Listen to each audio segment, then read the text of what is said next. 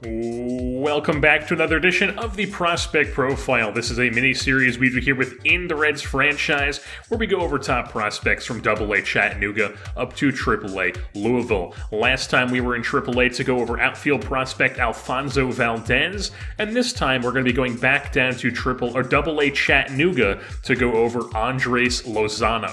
Lozano is a bit older of a prospect than we usually cover here in this series, but he is a 24-year-old right-handed pitcher. He stands 6 foot even and weighs in at $193, and the Mexican national was actually picked up by the Cincinnati Reds in the offseason before the 2024 campaign. One of those classic guys that the CPU team drafted, did not bring back for whatever reason, and we decided to pick up in an offseason. As of this moment in the 2026 season, Lozano is a 70 overall A potential, so a very, very good potential prospect. He was a very, very raw prospect when we signed him in the offseason at first, though. Honestly, still is. He was a 64 overall at the end of his first season with us. So even lower when he first came into the organization, and we'll just do things a little bit differently here and hop into the stats first. We take a look at his 2024 season with Chattanooga. Only got 37 2/3 innings. I believe he started off in single A for us, and then he came up to double A later on in the season.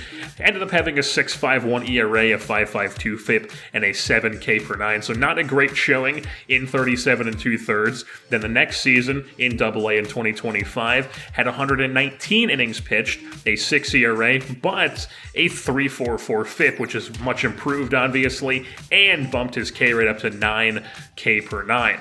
Then this season so far, he has 89 1/3 innings pitched, and he has a 5 ERA, a 5.54, but he also has a 4.25 FIP, which is not bad. Not great either, but it's not bad, and he has bumped his K rate up to 10 K per 9. If we take a look at Lozano's ratings, he has two standout tools, really, and that is his ability to rack up the strikeouts. He's got a 77 K per 9 rating, and his insane velocity. His fastball can get up to 101 miles an hour. He also has a really wide selection of pitches to use, a 4-pitch repertoire of a 4-seamer, a 2-seamer, a splitter, a slider, and a changeup. The splitter and the slider are both well into the 90s with velocity. I've seen the slider get up to like 92. The splitter can be like 93, 94 usually, and that's paired with the fastball that goes 100, 101 usually. So basically, Lozano's game is just pure power. He goes up there, and he is looking to just overpower opposing hitters. That's how he gets his job done. That's how he gets outs. He just goes up there and just blows fastballs by people, just blows the velocity by hitters, and just tries to strike everybody out.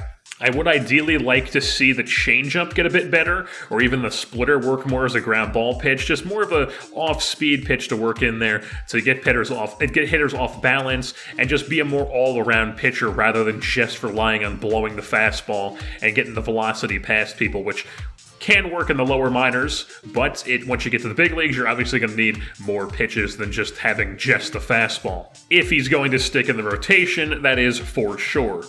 And if we take a look at his other ratings, they're not the greatest. He relies really heavily on the strikeout K per 9 rating. He only has a 40 hit per 9, which is obviously not good, a 51 walk per 9, and a 48 home run per 9. Now, all of those have gotten better. Like I said, when he came to the organization, he was a very, very raw prospect, and he's an A potential, and he's still under 25, so he's still getting a lot of attribute increases throughout the seasons. So because of that A potential, I mean, that walk per 9 could easily be into like the high 50s, low 60s before you even know it.